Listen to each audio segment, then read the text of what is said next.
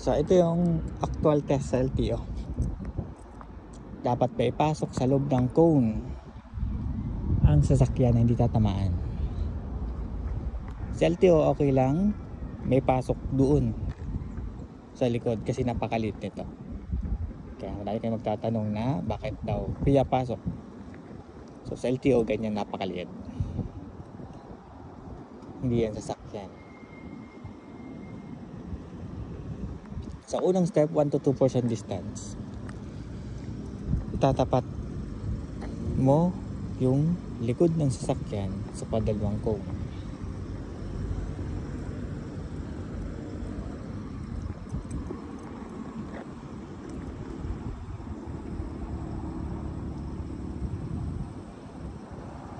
Pagtapat na, so parking ay right.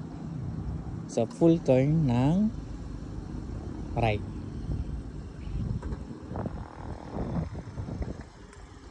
Tapos magre-reverse ka. Dapat hindi mo makita itong cone na to.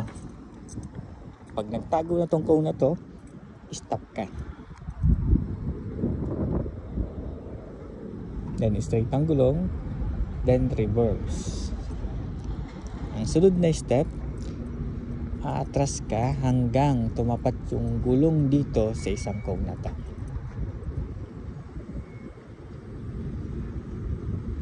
Pagtapat na, then full turn naman ng left. Then saka ka mag-reverse. So ito ay napakaliit.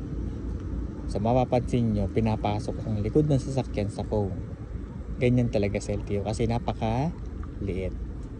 Basta't hindi matamaan ang cone. Then pag straight na, straight ang gulong. Then forward. Napakaliit niya. Isang sasakyan lang talaga ang kasya. Kaya kailangan ipasok talaga. Sa LTO ganyan ang ginagawa.